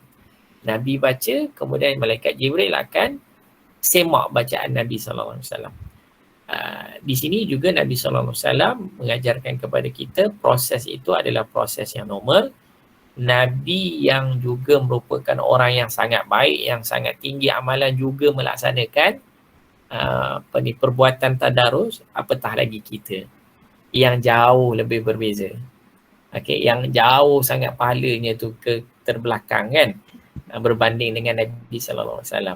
Begitu juga kan dengan Nabi SAW, hadis kan sembahyang sampai bengkak-bengkak mata, bengkak-bengkak kaki kan. Kita ni kita tak bolehlah kata macam itu Nabi, tahap Nabi lain. Mungkin kita boleh melihat daripada perspektif tersebut, tapi perspektif yang lain, Nabi yang sangat dekat dan hampir dengan Allah Ta'ala pun melakukan ibadah tersebut. Apatah lagi yang kita ni jauh kan. Kita rasa kita dah dekat dengan Allah Ta'ala. So kita boleh query balik lah. Kita tanya soalan tadi, tanya pada saya kan untuk tazkirah kuliah petang ni kan. Jadi saya query balik soalan ni, kita tanya sama-sama kita lah. Okay. Jadi apakah kita tak mahu masuk syurga Allah Ta'ala? Apakah kita rasa macam dengan pengorbanan yang kita rasa macam ada pertentangan dengan kewajipan kita yang lain itu menyebabkan kita terhalang untuk syurga Allah Ta'ala nanti kan? Jadi kan tadi saya dah misal dan contohkan sesuatu imbalan dunia kan pun kita sanggup untuk dapat kan. Kalau katalah siapa yang paling awal masuk dalam Google Meet ni, Dr. Nur Fadilah akan bagi RM1,000. Saya rasa bukan dekat-dekat pukul 3 kita masuk. Pukul 2 pun tak ada. Siap-siap lepas subuh. Siap-siap semalam lagi dah orang masuk dah. Nak pastikan dapat sikit. Itu habuan dekat dunia kan. Jadi kita fikir-fikirkan. Jadi sejauh mana kita berusaha bersungguh-sungguh. Mungkin satu pengulangan yang saya bercakap ni, tapi mungkin dia boleh menjadi perkara yang kita boleh fikirkan supaya kita muhasabah balik diri kita, bagaimana interaksi kita dengan bulan Ramadan. Bagaimana interaksi kita dengan bonus-bonus. Biasanya kita macam sebenarnya persoalan tu, kalau minta maaf lah kalau saya sebut kan, sebenarnya kita ni berkira-kira sangat kan. Berkira-kira pada diri sendiri kan. Tanya balik lah, kalau kita boleh lihat daripada angle yang lain, sebenarnya kita berkira-kira untuk diri kita sendiri. Padahal kita ni bukan tara mana pun kan. Nabi SAW tu kan, yang hebat, yang tinggi, ialah itu satu perspektif. Nabi itu adalah Nabi. Tapi perspektif yang lain, Nabi yang sudah hampir dengan Allah Ta'ala, macam mana sikap dan sifat Nabi dalam beribadah bandingkan dengan kita lah. So itulah kalau kita dapat fikirkan tu sikit, okey lah untuk kita menjadi termotivasi untuk meneruskan ibadah ni. Jadi saya bukan kata melebihkan yang ini mengurangkan yang ini, memfokuskan yang ni tidak memfokuskan yang ini, tidak. Tetapi kita, bagaimana kita melihat perkara tersebut sebenarnya, dan bagaimana kita merancang dan mengatur strategi untuk kita rebut ruang dan peluang yang ada. Kita melihat itu adalah satu ruang dan peluang. Okey, dengan tidak meninggalkan yang lain, tetapi kita cuba meraih semua yang terbaik. Kerana peranan kita dalam satu masa bukan hanya satu. Bukan dalam bulan Ramadan ini sahaja yang kita kena nampak macam 2 atau 3 peranan kita. Di bulan-bulan yang lain, di awal tadi pun saya dah sebutkan juga. Sebagai seorang pelajar, sebagai seorang anak, sebagai seorang pekerja sambilan, kalau tak cukup duit dan sebagainya kan. Macam-macam fungsi dan peranan kita kan. Niaga dekat Shopee lagi kan. Contohlah, mungkinlah ada kan pelajar-pelajar sekarang ni kan. Macam-macam. Tapi nak kata susah, beban, iyalah betul juga kan. Saya dulu pun pernah juga exam dalam bulan Ramadan masa ngaji dulu kan. Biasa je. Exam peperiksaan akhir semester dalam bulan Ramadan. Pernah juga kan. Jadi macam nak exam ke nak pergi solat tarawih? Tu tak betul lah kan. Lagi kan kalau pergi solat tarawih, exam kosong pula kan. Jadi sebenarnya ibadah tu ibadah sunnah kan. Jadi kita kena faham macam mana nak melaksanakan perkara tersebut. Baik, bonus lagi yang Allah Ta'ala berikan di dalam bulan Ramadan, inna lis-sa'imi 'inda fitrihi lida'watu ma turad. Sesungguhnya bagi orang yang berpuasa, ketika mana nak berbuka tu, doanya tidak akan ditolak. Itu semua orang tahu kan. Antara waktu mustajab doa adalah ketika mana hampir-hampir nak berbuka puasa. Peruntukkanlah 15 minit. 5 minit pun tak ada masalah sebelum berbuka. Berdoalah segala hajat yang kita inginkan. Thalathatun la turaddu da'watuhum al-imamul adil was-sa'imu hatta yuftir wa da'watul mazlum. Kata Nabi SAW, ada 3 doa yang tidak akan ditolak. Yang pertama, pemimpin yang adil. Okey, yang kedua orang yang berpuasa sehingga dia nak berbuka. Waktu tu, tempoh tu ya. Wa da'watul mazlum, dan doa orang yang dizalimi. Tapi dalam konteks kita bincang ni adalah yang kedua tadi, wasaimu hatta yuftir. Orang yang berpuasa sehingga dia nak berbuka puasa tu. So tu ada waktu senggang tu dalam 5 minit, 10 minit, 15 minit tu, okey, berdoalah kepada Allah Ta'ala. So Allah Ta'ala beri lagi motivasi pada kita. So kena puasa lah. Tak boleh tak puasa. Dan bulan Ramadan pun adalah bulan yang penuh dengan keberkatan yang Allah Ta'ala janji. Kemudian yang waktu yang kedua yang Allah motivasikan kepada kita untuk berdoa dimakbulkan adalah waktu sahur. Okey, kata Nabi SAW, yanzilu Rabbuna tabaraka wa ta'ala kulla laylatin ila sama'id dunya. Setiap malam ni Allah Ta'ala akan turun ke langit dunia. Turun ni jangan kita gambarkan macam kita turun daripada tangga atas ke bawah. Okey, dia tak samalah kan. Dia tafsiran tu jangan duk nampak macam Allah turun tu macam mana kita turun pula kan. Okey. So maksudnya Allah Ta'ala tu ada hampir dengan kita lah kan. So kita nampak turun kan, kata bawa ajaran sesat pula kan. Kata Allah turun ke, dia turun tangga ke, turun daripada tempat tinggi kepada rendah ke kan. Tapi kita faham Allah Subhanahu Wa Ta'ala ni maha berkuasa kan. Baik, hina yabqa sulusul lail, ketika 1/3 akhir malam.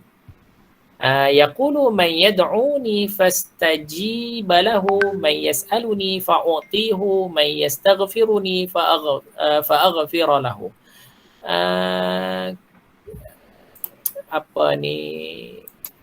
Dalam hadis tersebut ada menyatakan siapa yang minta Allah akan kabulkan.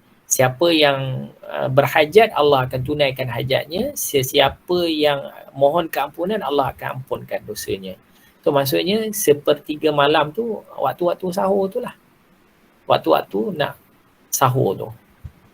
Okey. Perbuatan sahur itu sebenarnya adalah waktu sebenarnya.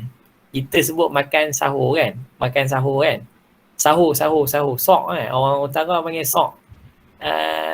Sahur itu sebenarnya bukan nama kepada perbuatan makan sahur tu. Dia itu adalah waktu sahur. Okey, waktu antara 1/3 yang terakhir bulan Ramadan, malam. 1/3 akhir malam. Jadi waktu itu adalah waktu yang orang sangat sukar dan berat nak bangun.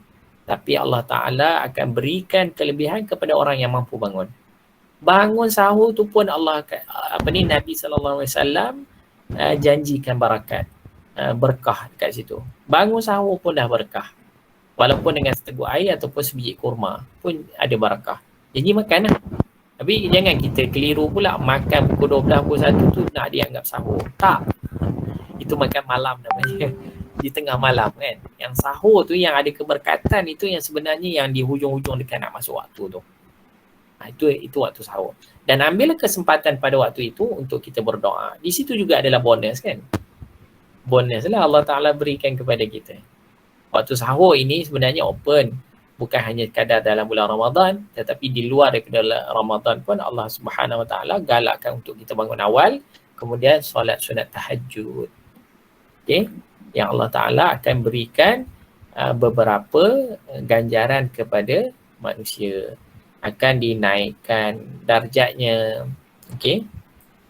Kemudian akan ditunaikan segala permintaan sekiranya kita melazimi solat sunat tahajud dan sebagainya. Wallahualam, sekadar itu perbincangan kita pada hari ini. Mudah-mudahan ada manfaat. Saya minta maaf di atas kekurangan dan kelemahan. Mungkin juga ada kesilapan dan kesalahan. Tinggalkan pandangan ataupun apa yang saya sampaikan. So kita ikutlah sesuatu yang betul dan itulah yang terbaik dan sepatutnya kita laksanakan dalam kehidupan. Okay, sebab saya tidak terlepas daripada melakukan kesilapan dan kesalahan.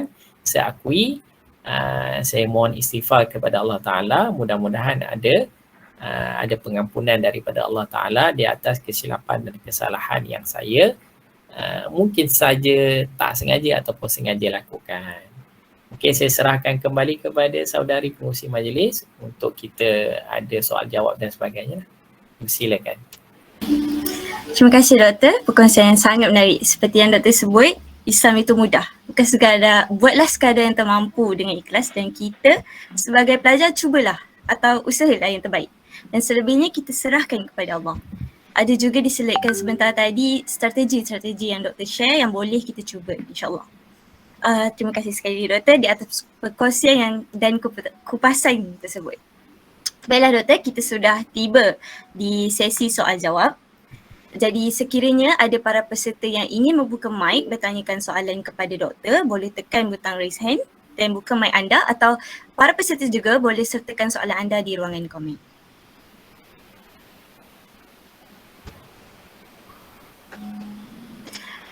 Okey, jadi saya akan bacakan beberapa soalan yang ditujukan kepada doktor di ruangan chat box. Boleh ya doktor? Boleh, silakan. Baiklah, soalan pertama. Tapi dia bercerita dulu. Namanya Alia dari Fakulti Sains Gunaan.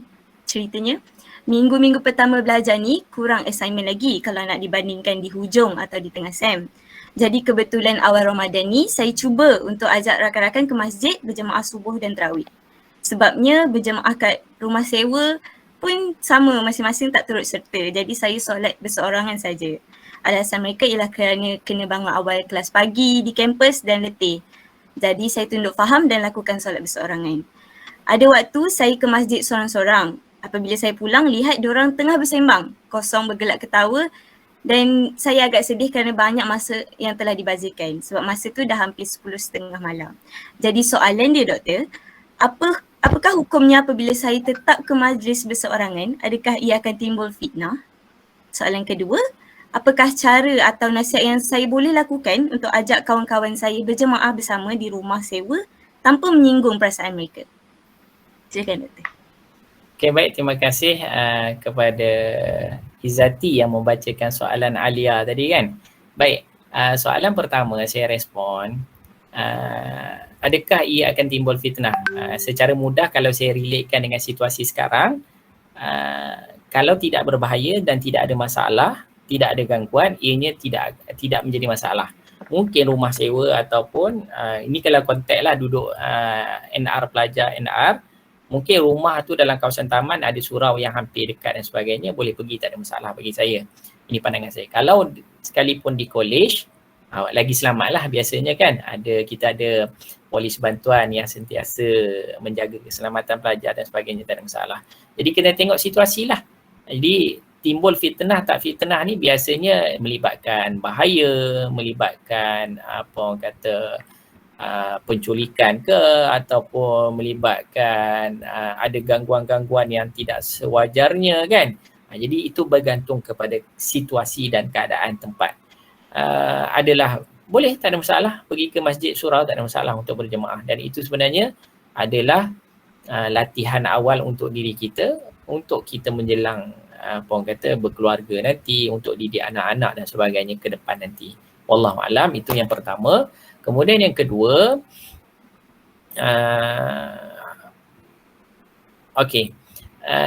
saya ungkapkan kata-kata hikmah lah, nahnu du'at laisal qudah. Kita ni adalah pendakwah, bukannya penghukum. Maksudnya bila, iyalah kawan-kawan kita ni macam-macam jenis kan. Ada yang faham, ada yang bersemangat untuk beribadah dan sebagainya, ada yang menganggap benda itu adalah perkara ataupun tak sampai masa dan sebagainya. Selagi mana kita boleh ajak dengan cara yang terbaik, silakan, tak ada masalah. Nabi Musa alaihissalam ketika mana diarahkan oleh Allah Ta'ala untuk berdakwah kepada Fir'aun pun kena menggunakan perkataan yang lembut.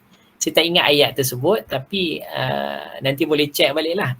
Maksudnya Nabi Musa diarahkan oleh Allah Ta'ala mengajak kebaikan kepada Fir'aun dengan perkataan yang sangat lembut. Sangat baik lah, maksudnya dengan berhemah. Itu orang yang Fir'aun ni kira kasar lah, keras lah. Kawan kita bukanlah sejahat Fir'aun kan. Itu maksudnya. Boleh faham maksud saya kan. Jadi kawan kita tu bukan maksudnya Muslim, mukmin, cuma dia solat tu kat rumah kan, mungkin belum sampai masanya dia nak, itu dia punya alasan lah kan, tak sampai seru lah apa semua tu, kadang-kadang tu alasan je, tak apa biar je. Yang penting kita ajak, kalau dia tak nak juga tak ada masalah. Okay? Allah Ta'ala bukan melihat kepada nak bagi pahala pada kita tu kepada kuantiti yang kita berjaya bawa orang tu solat. Tapi Allah Ta'ala melihat kepada usaha kita. Allah Ta'ala beri pahala dah tu bila dah mengajak, dah menasihatkan kan. Kalau dia tak nak solat sekalipun tak ada masalah. Bukan urusan kita dah. Yang penting kita dah bagi tahu, jom solat. Okey. Jom kita berjemaah. Okey. Mudah aja, Islam tu kan mudah. Tapi tak adalah sampai ke tahap aku putus kawan ataupun aku nak pindah rumah lain. Nak buat apa, nak menyusahkan kan? Islam tu tak sampai macam tu kan. Okey. Maksudnya tak bertegur siapa, itu bukan caranya. Okey. Bergaul lah macam biasa apa semua kan. Cuma ada satu kekuatan lagi, Allah Ta'ala ajarkan kepada kita berdoa. Soal hidayah ni Allah Ta'ala yang berikan. Okay? Doa, ya Allah, dalam sujud, dalam doa kita, diam-diam je. Tak perlu bagi tahu aku doakan hang ni. Hang ni tegak sangat nak solat berjemaah, hang ni tegak sangat nak solat. Tak payahlah, tak payah cerita. Okay? Tak kira jadi tak ikhlas pula. Itu yang doa tak makbul tu. Contohnya gitulah. Wallahualam. Tak nyinggung lah. Kita ajak secara baik dan dia tak nak, itu bukan kita punya ni dah. Itu biarlah, maksudnya Allah Ta'ala mengetahui. Allah nilai berdasarkan kepada usaha kita. Tapi bukan berdasarkan kepada sejauh mana orang, okey, kalau ada 10 orang ahli rumah, 10 solat baru dapat pahala. Taklah, Allah dah bagi dah sejak mana kita dah tegur dia dan nasihatkan dia tu, Allah dah bagi dah. Cukup sekadar gitu.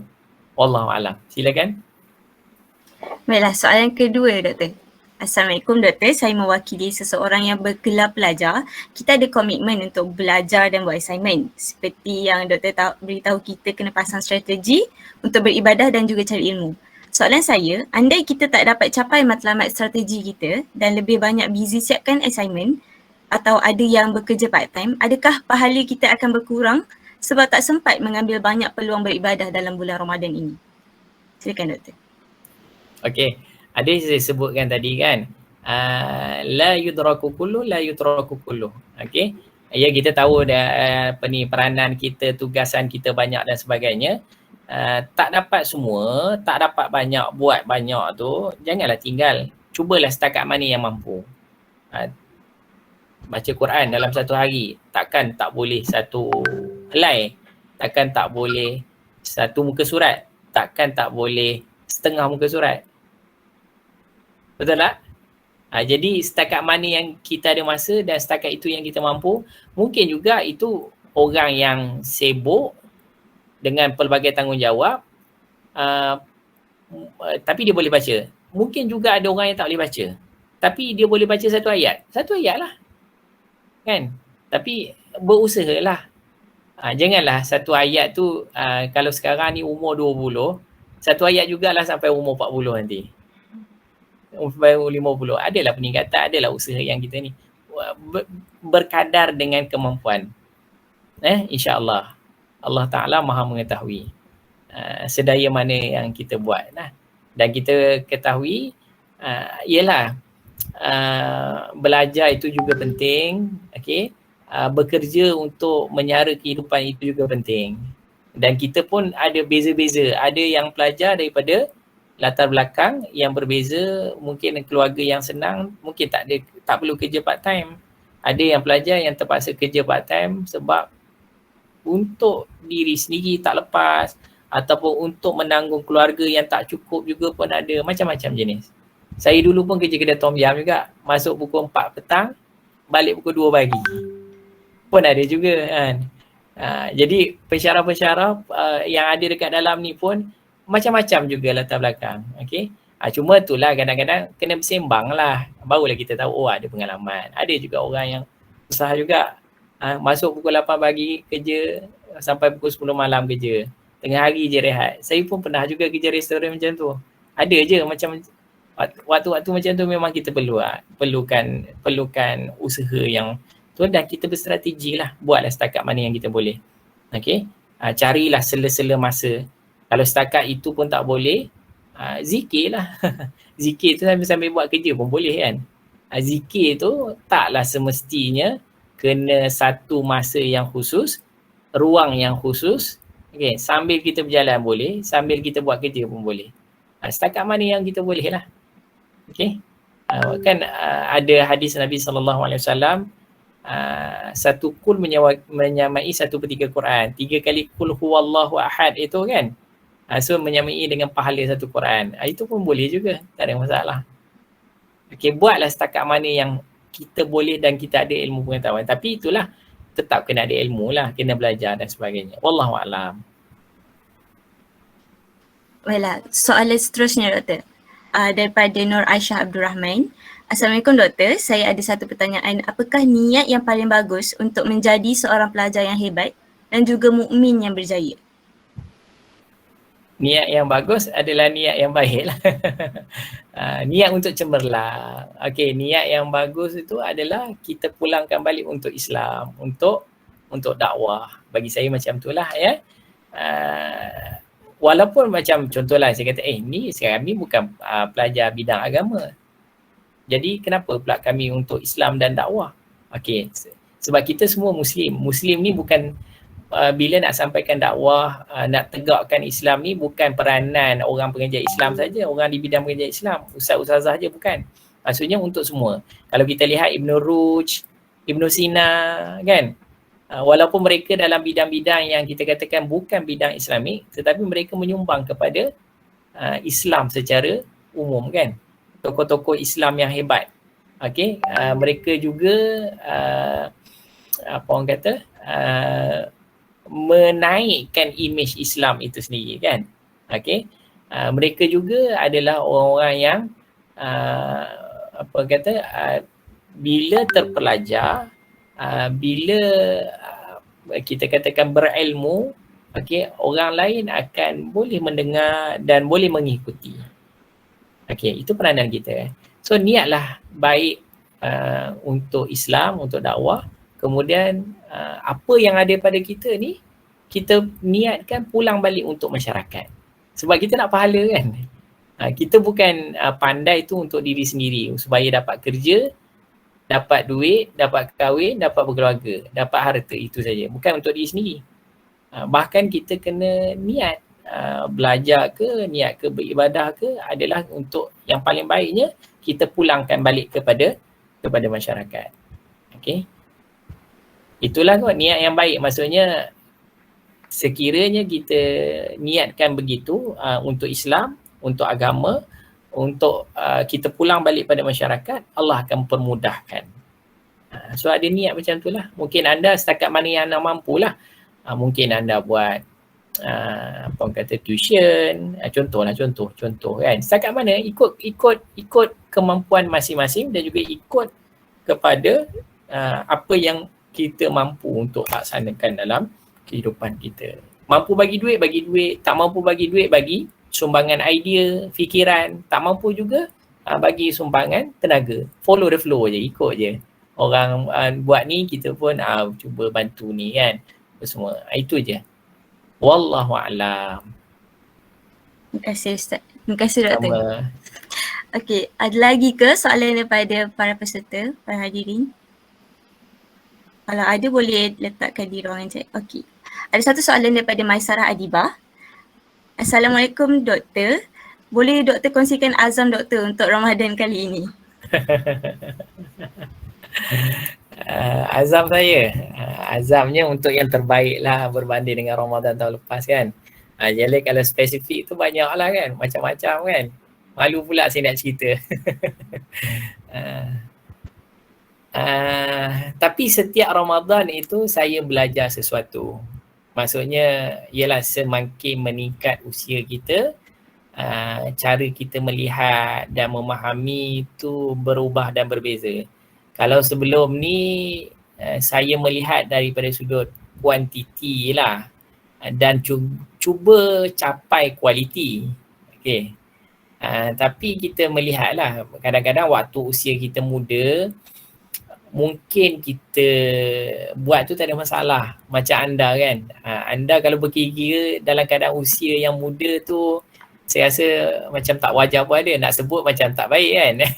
Maksudnya anda boleh je sebab dengan kudrat yang ada, tenaga yang ada, semangat yang ada tu, maksudnya anda boleh je laksanakan. Okay?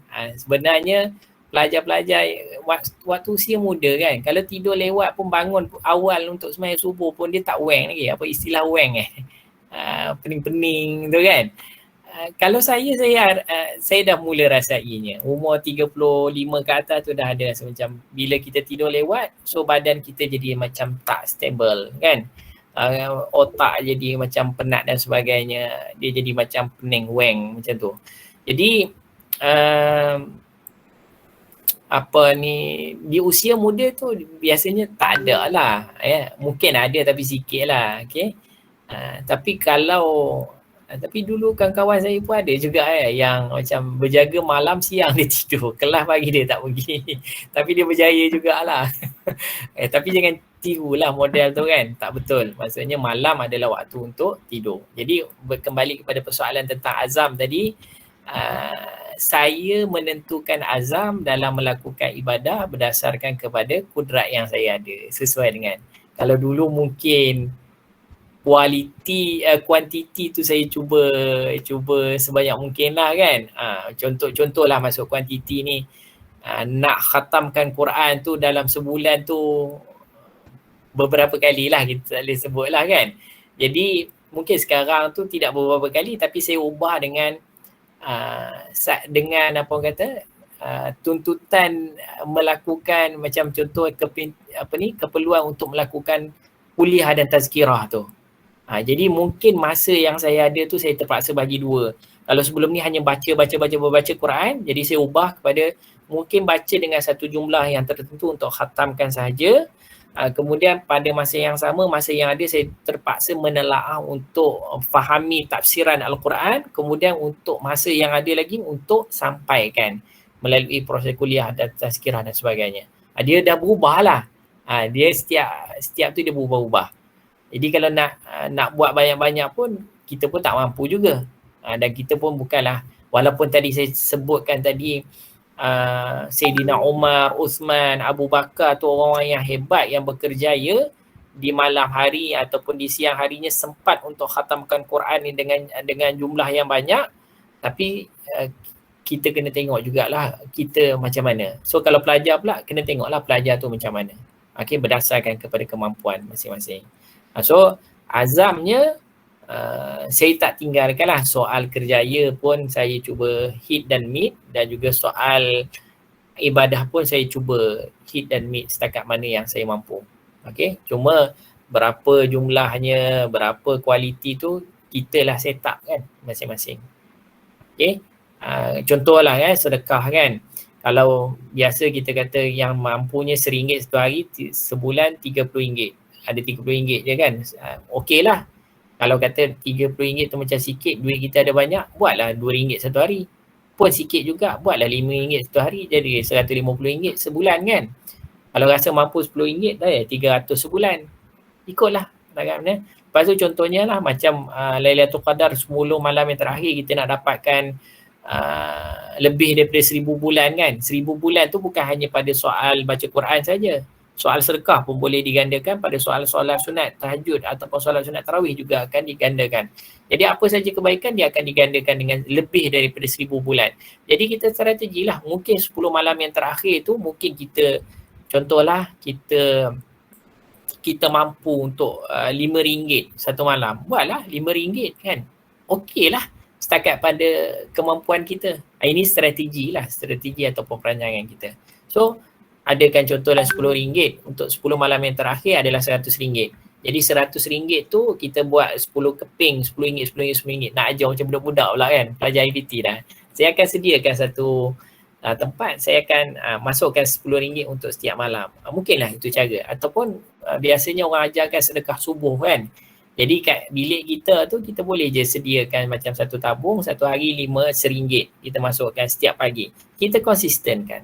Sebab ada anjuran daripada Nabi SAW, setiap pagi selepas subuh tu kita sedekahlah ataupun sebelum subuh kan, untuk kita diluaskan rezeki, dipermudahkan segala urusan. Sebab dengan sedekah ada pelbagai banyak manfaat lah. Okey, yang manfaat itu sebenarnya bonus. Bonus ni boleh jadi dapat ataupun tak dapat. Kalau tak dapat sekalipun, jangan risaulah. Allah Ta'ala dah janjikan dekat syurga nanti, dekat akhirat nanti Allah Ta'ala berikan. Itu pun satu kefahaman yang kita kena betulkan. Biasanya macam kita macam sedekah, kita nak lulus exam. Sedekah, kita nak sihat. Dia dapat. Kalau tak dapat tu, tak apalah. Itu hanya macam kita kata side effect. Faham tak? Side effect. Tapi pahala tu confirm dapat. Apa yang dekat syurga tu akan dapat, memang akan dapat. Tapi side effect yang dekat dunia tu kita kena anggap itu hanya side effect je. Dapat, tak dapat, tak apa. Sabar. Tapi yang dekat sana tu nanti confirm. So itu satu kefahaman yang perlu kita tanamkan. Wallahualam. Okey, soalan seterusnya Doktor daripada Dr. Nurfadilah binti Ahmad Radi selaku penasihat kami Kelab Instat. Soalannya ialah, soalan cepumah ni kot. boleh kongsikan cara-cara untuk menasihati pelajar yang lewat ke kelas kerana terlajak tidur selepas sahur, terutamanya kelas jam 8 pagi. Bagaimana nak naikkan semangat mereka? Kalau saya fizikal dulu, saya kunci bilik, kunci pintu. Lepas tu dia orang tak masuk, kali kedua semua awal. Dululah kan. Tapi itu yang dia orang dah ingat. Sampai bila dah habis grad dia orang ingat kan. Tapi sekarang saya tak buat lah. Dalam online ni tak boleh lah kita nak buat macam tu kan. Baik, ini kurang saja kan. Baik, motivasi pada pelajar ni saya pun tak tahu juga sebab ada sama je kita pun pensyarah juga Dr. Fadilah. Jadi tak reti nak jawab ni bila apa orang kata ada yang terlajak tidur dan sebagainya. So mungkin nasihat demi nasihat perlu dilakukan. Okay, kesedaran demi kesedaran perlu dilaksanakan. Kita ni memang tak boleh nak ubah manusia tu macam mana kita ubah pasu bunga yang kita hias dekat rumah kita tu. Angkat, pegang, angkat, kita alih. Kita tak boleh. Mungkin analoginya macam tu lah kot Dr. Fadilah kan. Orang perempuan tahu nak mengubah suai rumah tu macam tu lah. Jadi manusia ni memang sukar lah. Tapi kalau kita lihat dalam surah Al-Asr yang selalu kita baca kan, setiap kali nak habis meeting, nak tutup meeting, habis majlis, nak tutup majlis. So, watawasau bil haq, watawasau bis sabr. Okay, berpesan-pesan dengan kebenaran dan berpesan-pesan dengan kesabaran. Itu je lah. Maksudnya sentiasa saling mengingati. Kemudian mungkin pelajar-pelajar yang mungkin terlalu mungkinlah dalam kategori bermasalah. Kadang-kadang pelajar ni pada macam-macam kategori kan. Yang bermasalah tu mungkin kena buat sesi counselling ke berdasarkan kepada masalah masing-masing lah ya. Semangat belajar lah. Semangat belajar ni Dr. Fadilah lebih arif lain. Jadi serba salah pula. Saya dah kata dah soalan cepumah, saya pun tak kerti nak buat macam mana. Tapi pelajar-pelajar saya awal-awal lagi saya dah bagi tahu lah kan. Jaga adab. Maksudnya bila jaga adab, saya pesan di awal semester lah. Pelajar menjalankan peranan sebagai seorang pelajar, saya akan jalankan peranan saya sebagai tenaga pengajar. So jangan guris hati pensyarah kan, hati guru kan. Saya pesan macam tu lah. Guris ni macam-macam kan, terasa hati guru nanti hilang keberkatan. Saya akan sebutkan soal-soal itulah. Jadi subjektif juga kan untuk menasihat untuk memberi pandangan. Soalan cepumah ni saja je Dr. Fadilah tu. Wallahualam. Okey, nampaknya masa dah mencemburui kita dan minta maaf itu saja soalan yang kita sempat Doktor. Okey, terima kasih banyak Doktor di atas segala kupasan dan jawapan yang diberikan. Diharap segala dikongsi oleh Doktor dapat kita fahami, teliti dan praktikkan dalam kehidupan kita. Baiklah hadirin dan hadirat sekalian, kita sudah tiba di akhir program dan sebagai tanda memori untuk hari ini, para hadirin dijemput untuk membuka kamera bagi sesi bergambar. Dan dalam pada masa yang sama, terdapat link feedback yang juga disediakan di ruangan chat yang boleh diisi oleh para peserta.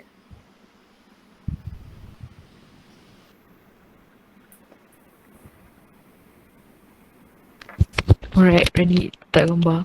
1, 2, 3.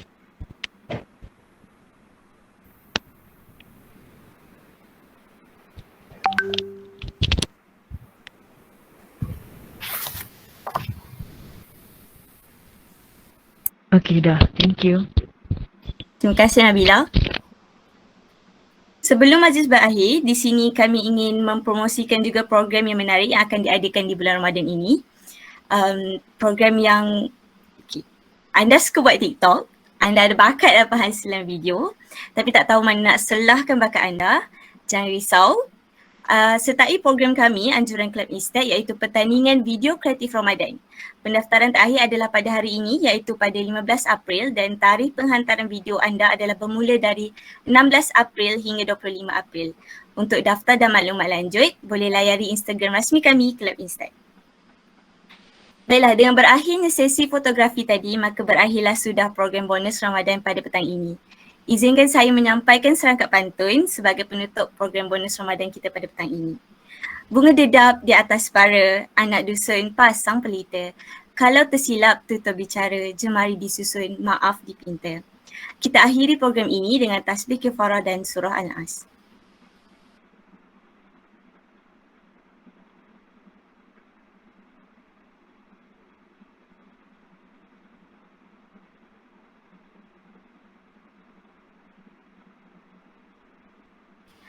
Diingatkan semula para peserta untuk mengisi link feedback program yang disediakan di ruangan chat. Para hadirin juga boleh mengimbas QR code yang kami sediakan.